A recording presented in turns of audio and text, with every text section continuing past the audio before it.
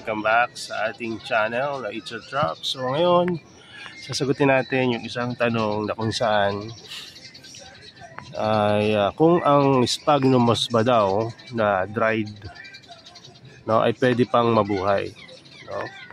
So ang sagot po doon, kung yung dried na yon ay hindi dumaan sa any process ng heating process, like for example yung pinakukuluan, sa tingin ko pwede pa po siyang mabuhay, no?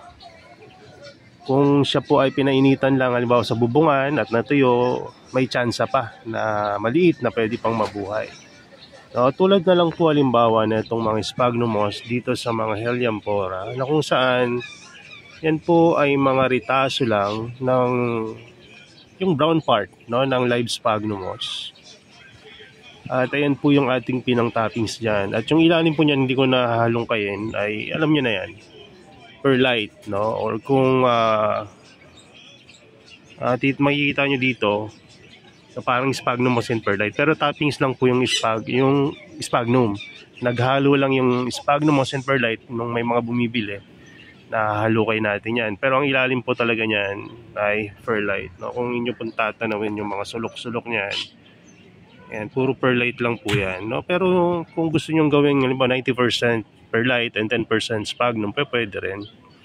Ito lang yung advice natin na para sa akin, isa sa mga magandang mixture para sa mga Helianthora, no? So kung ako sa inyo, subukan ko muna sa isang maliit na Helianthora bago ko i-try sa ibang mga Helianthora ko na mas mahal.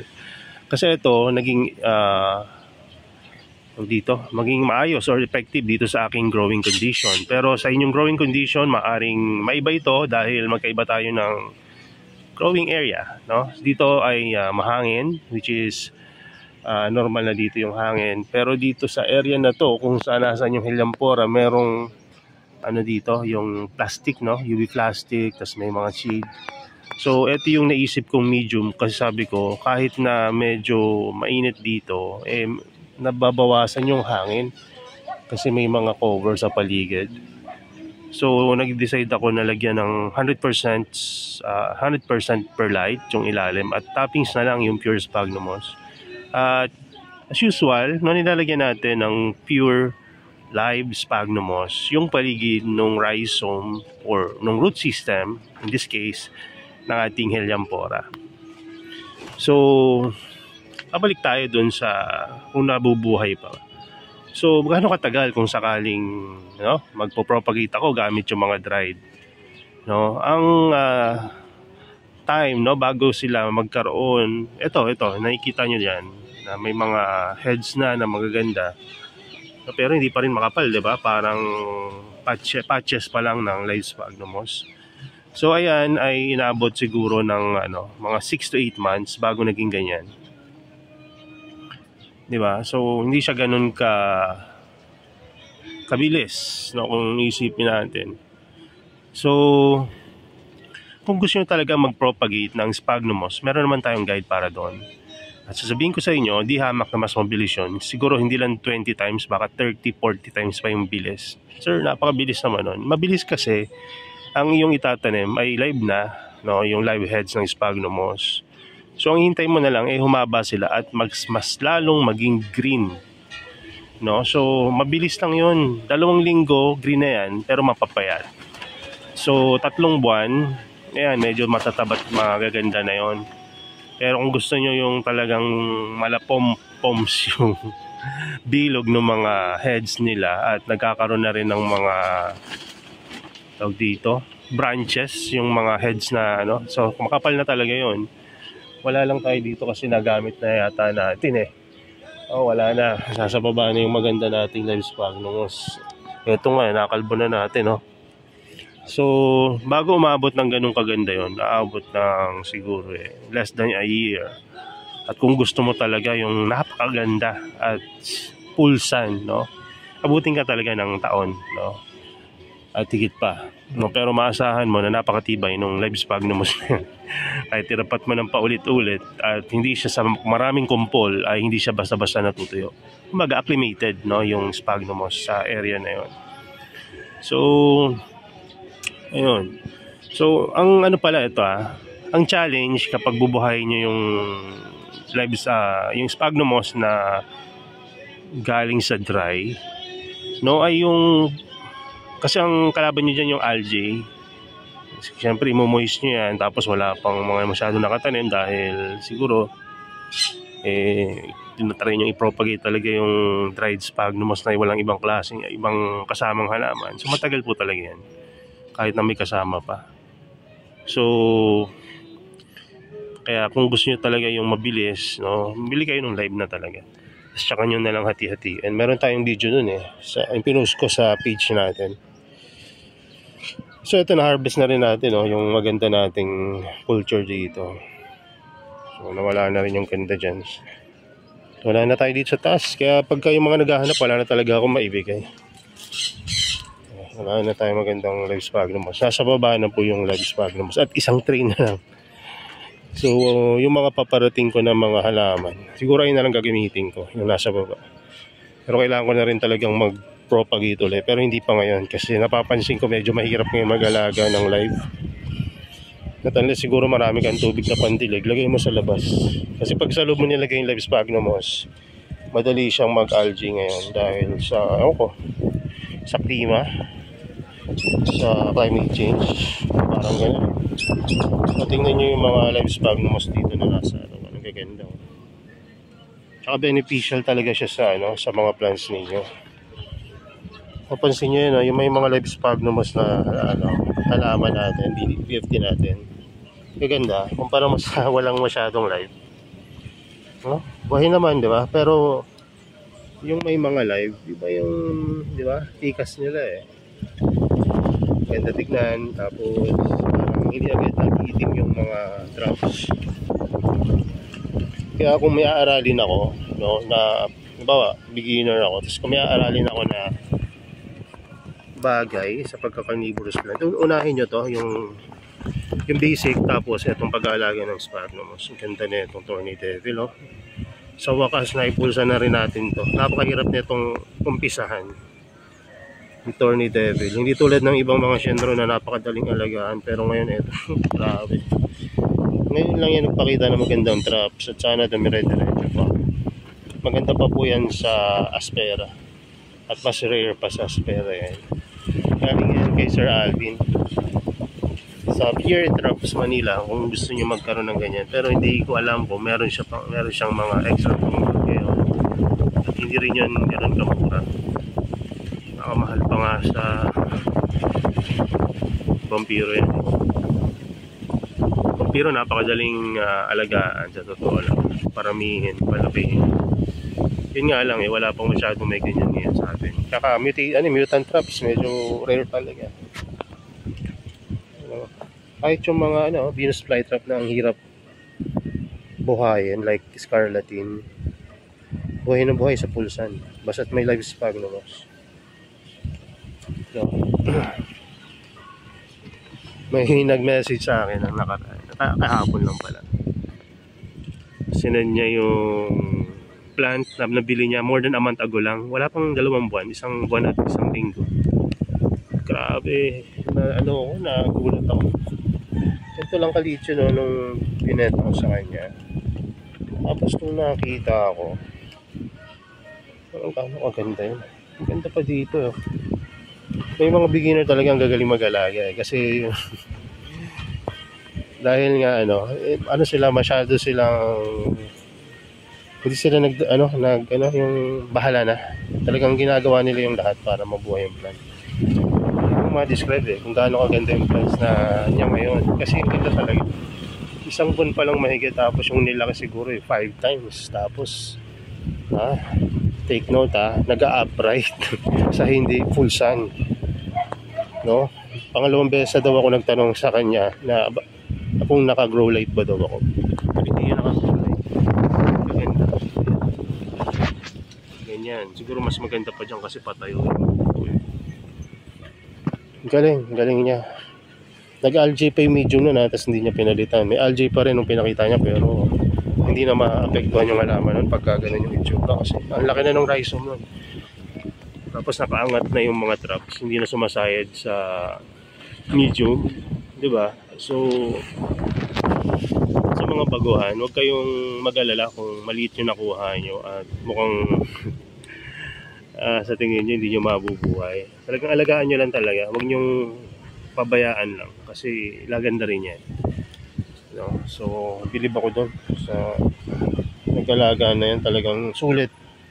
Kahit binenta ko sa kanya ng mura yung plants ay hindi ako nang hinayang kasi naalagaan niya talaga ng maayos. So diba, ang ganda ng mga halaman na may mga live spag naman sa paligid. Mapapahuli ka, mapapahuli. Gusto mo kong mapakita sa camera, ha? So ito naman yung vampiro natin, no? Nakakain na rin yung vampiro. Itong vampiro nakakakain niya kasi nagpo-produce siya ng normal traps. Ayan, nakakain yung vampiro natin. Tsaka may time rin na yung vampiro ano siya, nagbibigay siya ng normal traps, nagiging ordinary traps lang siya, tapos tsaka na siya naglalabas pagka na-establish na. Gusto ko itong hulihin kaya lang may hawak akong cellphone, so baka matsambahan ng Venus flytrap natin na mahuli, no? Napanood niya rin ako huhulihin ko dapat siya okay na, kumain ka na, huwag ka na mahiya. Ayan, ito patalastas muna natin, Sec Giant, malaki rin to. Ayan, sino gustong bumili, message lang. And then so ayan na natin yan, kung ayaw magpa-video so ayan mapansin nyo pagka may mga carnivorous plant ako na gusto ko talagang mabuhay, hindi mawawala yung live spag na mas paligid. Ito yung mga Venus flytrap na XB52, galing sa tissue culture sa bote, pero tingnan nyo ngayon mukha pa bang galing sa tissue culture yan. Ito yung iba, ibang ganda ng carnivorous plant pagka yung live spag na mas.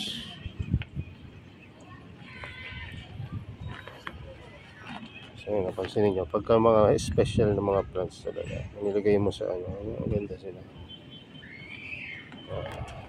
Ito pa, diabolic horn, diba?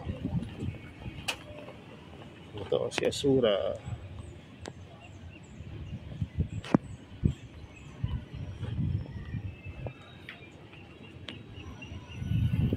So yun lang muna at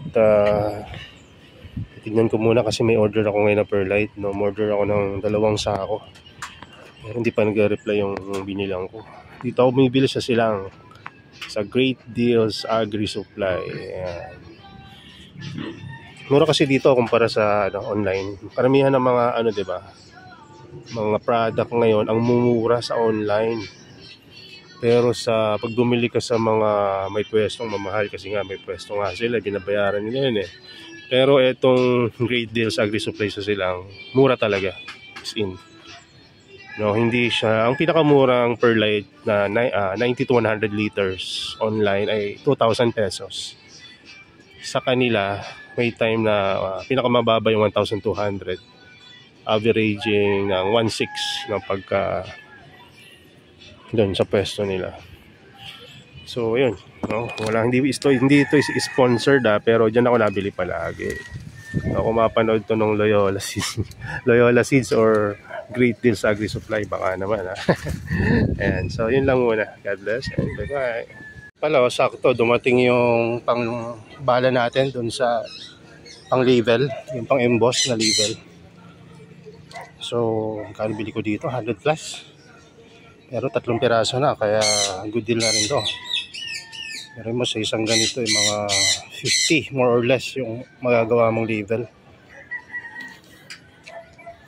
Ayan mga ganitong klase, yung mga piniprint dyan. So sulit na rin. So isang ganito lang yun, ay kung 3, mga 300 to 150 to 200 yung magagawa mo. Ayan. Depende sa haba ng pangalan syempre, diba? So sulit na rin. So, order din pala ako ngayon ng perlite. Kaya lang hindi pa nagre-reply ang kausap ko eh. Bala kong gawing 4 na sako. Kasi minsan lang mag-sale ng 1-2 lang. Eh, bili ko nung nakaraan nasa 1.5 to 1.6. 1,600 plus na eh. Ngayon 1.2. Malaki-laki rin matitipid. Eh, ginagamit naman natin dito. So, hindi malaking bagay kung bibili tayo marami-rami. Medyo masasider lang, lang ako. Doon na sa mga mga gagamit natin. Anyway, yung setos pala dito. Yung setos nabili yung 3 kaya hindi ako makapag-out muna. Dapat i-out ko na tong seto eh. So nabili yung dalawang malaki, isang maliit kasi pinang-previous ko yung isang maliit eh. Kasi 3 yung 3 nga bibili niya. Ang pinabayaran ko na lang yung 2, tapos pinang-3 ko na lang, binigyan ko ng isang maliit kasi hindi ko rin pwedeng ibigay yung last na good size. Ito dahil ayun yung gagawin ko ng mother plant, nag-iisa na lang yung ganyang size at yung iba yung mga maliliit na liit na. Mga propagation din ako dito. Kaya lang yung iba hindi tumuloy eh, tulad na ito. Hindi lahat ng tinatanim nyo tutuloy. Minsan na natutunaw. Yung iba naman, buhay. Ayan, ang bilis lumaki, diba? Imagine, ito yung leaf. Ito na yung leaf ng baby. Diba? Laki-laki na agad. Madaling paramihin, palakihin, no? Pero hindi ganun kataas yung success rate kung nag-uumpisa ka pa lang mag-propagate ng things, no? Isa sa mga dapat nyong tandaan pagka nagpo-propagate kayo ng things yung rules na huwag gagalawin. Na minsan madalas natin nababiolate pagka excited tayo makita kung may improvement na ba. Yung mga ito yung nakaraan pinropagate natin to, di ba? Agnata patusiensis. Ayan, may mga tubo na rin yung propagation natin. Huwag gagalawin pero ginalaw ni sir. Ayan, wala pa to, di ba? Kaya huwag nyo gagalawin kasi pag ginalaw nyo ganun baka hindi na tumuloy yun. Ayan, so ganun lang. Ito hindi ko talaga gagalawin to kasi gusto kong paramihin tong cyclosecta. Isa sa mga dream things ko yan. Ngayon mas common na siya dahil marami na may ganyan ngayon. Pero nung time namin magkaroon ka ng ganyan eh, wow talaga. Diba? So yun lang muna at siguro magpo-propagate rin ako ngayon ng mga iba pang mga things at mga dapat gawin dito. Yun lang muna. God bless and bye bye.